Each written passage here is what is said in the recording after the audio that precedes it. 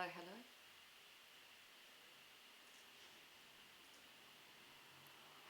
Hi, it's Monique here. Happy Thursday to you. I thought I'd come online today and share some insights into a few tips and tricks on making your life a little bit easier because I know it's certainly worked for me. Today's topic is about beating the blues and finding happy. These are topics which are really personal to me, and I thought I've learned to help overcome things like anxiety, fight that battle against depression, and live a happier life.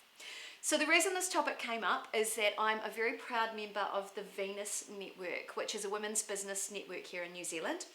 And last week at our meeting, the topic that we ended up talking about was, when you're having one of those really grey days, what do you do to pick yourself up and start again? So I thought, this is a topic I kind of have experienced, I kind of know a lot about.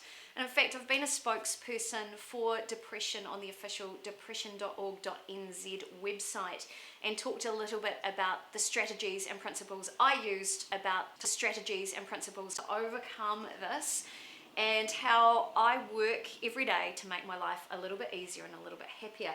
So I thought I'd go online today and share some of these ideas with you.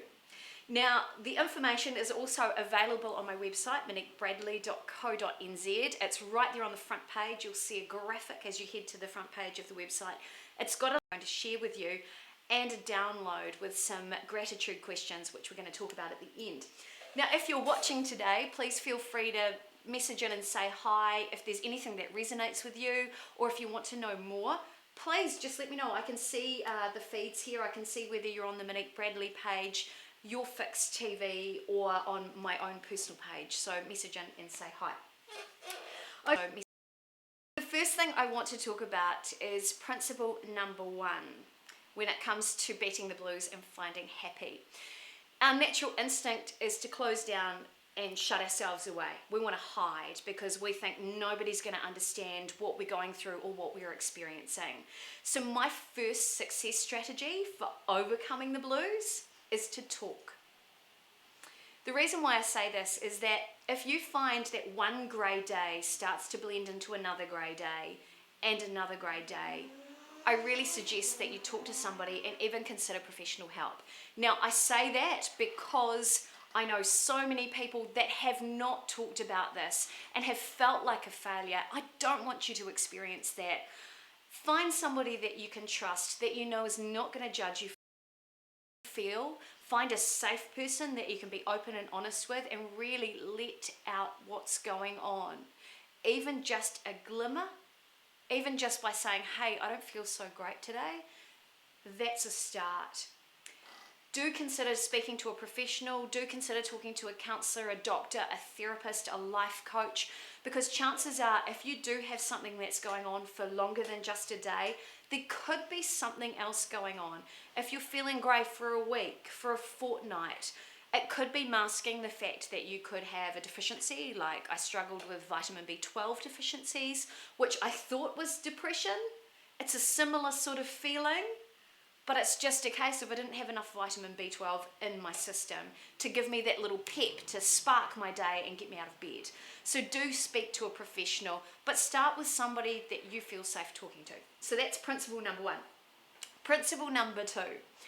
I really struggled quite badly for years and years and years, in fact 15 years, with anxiety attacks. Now, we all have slightly different interpretations of anxiety, and it all shows up in different ways in our bodies. For some people like me, I ended up with a tight chest and the heart palpitations. Before I would have an attack, I would have a really high temperature and then I'd suffer the cold shivers, or vice versa. For some people, they can't leave the house, which I also experienced, and for other people, they can't go outside, which I also experienced as well. For some people, it's that constant go, go, go, that underlying anxious state where I have to do this and I have to do that all the time. Now, if this is going on for a longer period, again, talk to somebody, speak to a professional.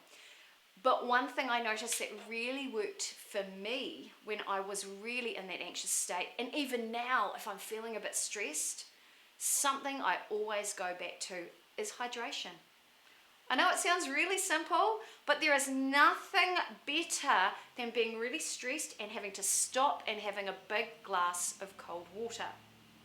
Now, my understanding is that when you're going into that anxious state, because I've worked with professionals on this in the healthcare industry, is that your adrenal glands go into overdrive and they start releasing all that extra adrenaline into your system, which triggers the fight or flight response, which ends up manifesting in our bodies as that anxiety state.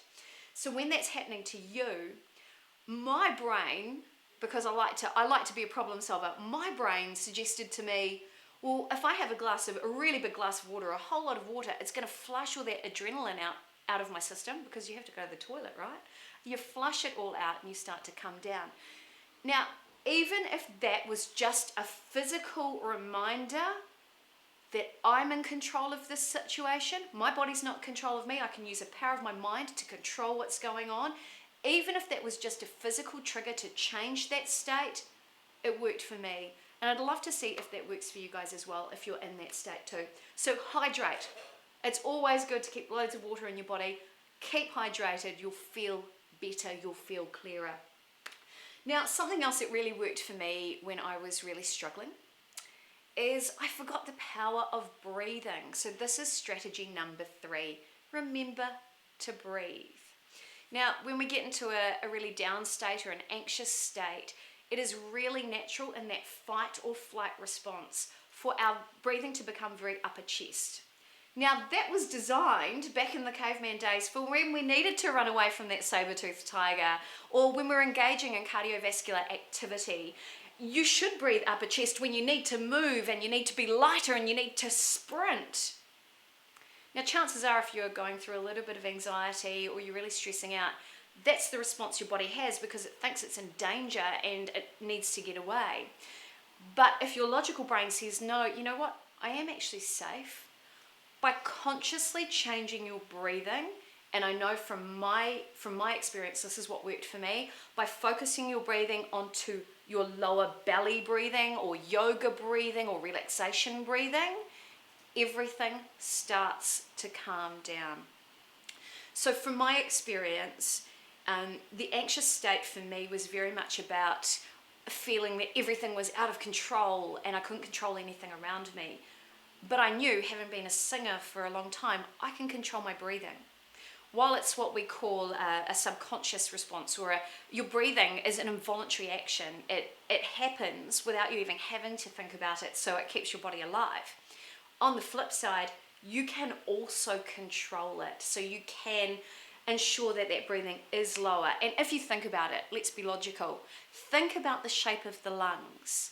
It's almost like a pork chop.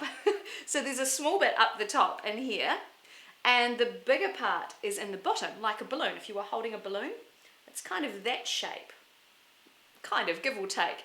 Now, the small part at the top where you put the air in is what happens when you need that shorter breath to be able to run, to be lighter, to be able to sprint. The bottom part is where we can fill the lungs full of air. So in a space of feeling anxious or feeling a little bit stressed, if you know you're going into a meeting, for example, take your hands, and this is what worked for me, pop your hands on your belly button. And as you breathe in, you should see your hands actually moving outwards. Now, the technical term for this, so even as I'm doing it now, I'm feeling a lot calmer. The technical term for this from a singer's perspective is called the intercostal diaphragmatic method of breathing.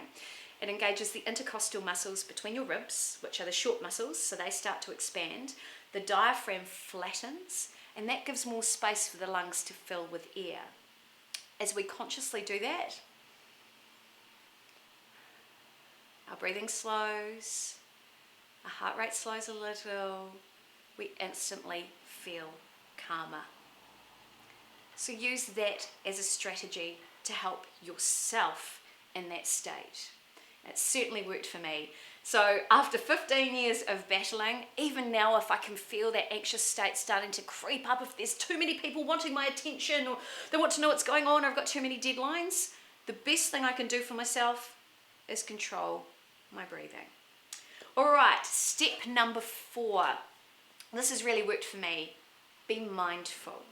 Now, there's a whole bunch of different interpretations of what mindfulness is all about. Some people say, oh, look, it's all about meditation, and other people say, oh, no, it's about deep relaxation, it's about meditation, it's, all those sorts of things. For me, being mindful is being conscious of your attention, of your focus. Being able to harness the power of your focus is an extremely powerful tool for you. So let me give you an example. You know, when you're in a stress state at home and everything's going around and all you can focus on is that drama, and the more that you focus on that drama, the bigger it becomes. It's almost like you're playing Chinese whispers with yourself. And if you've played Chinese whispers before, you know that message changes, it gets bigger, it gets grander, it gets worse. Who knows where it's going to end up? So on the flip side, let's talk about controlling your focus. If you've ever seen a toddler or a small child running through a park and then all of a sudden they fall over and they start crying, the parent instinctively picks up that child and says, oh, that's okay. Oh, look at that beautiful butterfly over there. And in that moment, that child focuses on that piece of beauty. This is mindfulness in action. Focuses on that butterfly. And in that moment, the tears stop. They start to reside. The physical pain starts to go. In that moment, that child has changed their focus from that physical drama to something of beauty. Now, the science behind this, having worked with experts in this arena, is that the brain can only process a certain amount of data at any one time. So your energy flows where your attention goes. Focus on drama and it becomes bigger. Focus on something else and you change the flow of that energy. So have a think about it. The next time you're in a drama situation, the next time you're feeling overrun with anxiety and you're focusing on those symptoms and they're becoming bigger and bigger, change your focus and see what happens. So that's a great strategy that worked for me. Now, the final strategy I want to share with you is something I've learnt over the years through studying mindfulness, meditation, lots of different relaxation practices to help beat the blues and help overcome what I've been through. And it's the practice of gratitude.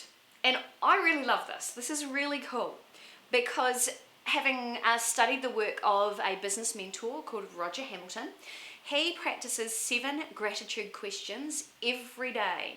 And when I do that, and I do that with my partner Pete, and we've even done this with his daughter Leah, by the time you go through the process of these 7 questions, at the end of it all, you feel like you're in this amazing Zen state.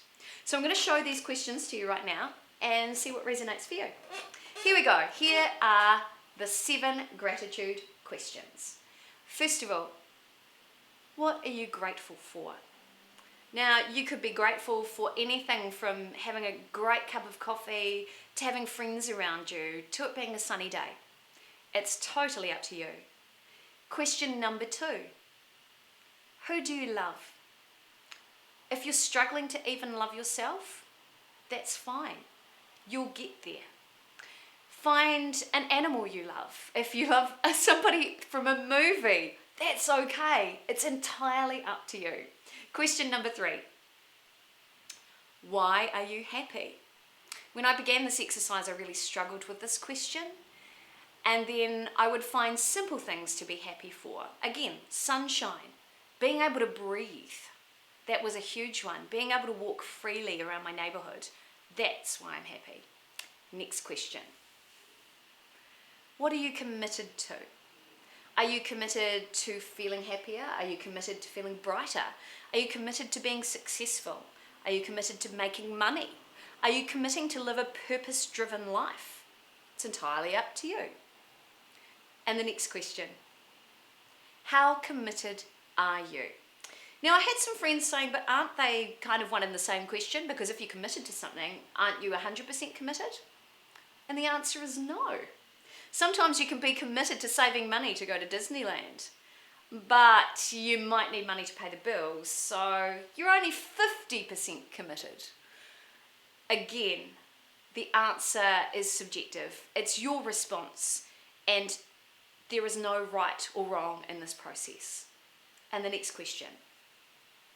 What is your intention?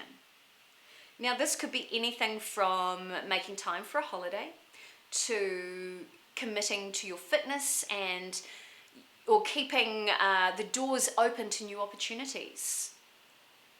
And the final question, second to final question, what is your wish? And that can be as big as you want. We call these in professional development BHAGs, a big, hairy, audacious goal. Think big. This is your chance to dream. There are no limits on your creativity or your creative ideas.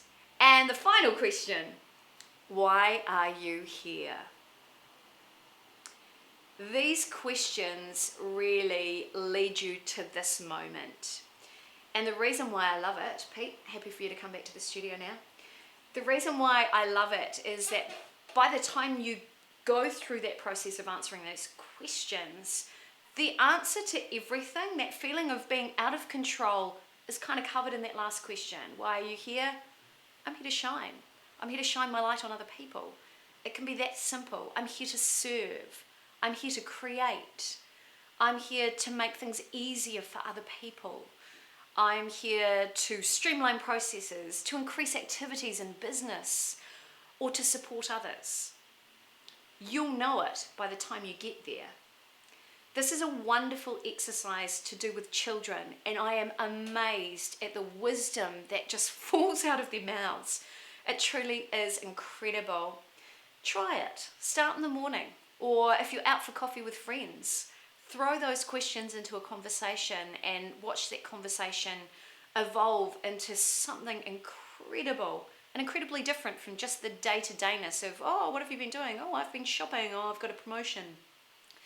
Watch this grow and evolve amongst your friends, and I'd love to hear your thoughts and see how this worked for you. Now, the final thing I want to share, Pete, who is normally behind the scenes when I'm doing these broadcasts, my partner, he shared with me a really amazing piece of wisdom, and this is one of the best things you can do when you're trying to beat the blues or if you're on your way to finding happy. When you're feeling like you've got nothing to hang on to, you just got to put your arms around yourself, give yourself a big hug, and remind yourself that you're amazing. We think you are, and it's time for you to know that and share it with the world. Hey, thanks guys for watching. I hope that helped with you beating the blues and finding happy. And if you've got somebody who you think would value this information, please share the video with them or send them to my website, moniquebradley.co.nz. Have an amazing day and share your amazingness with the world. See you next time.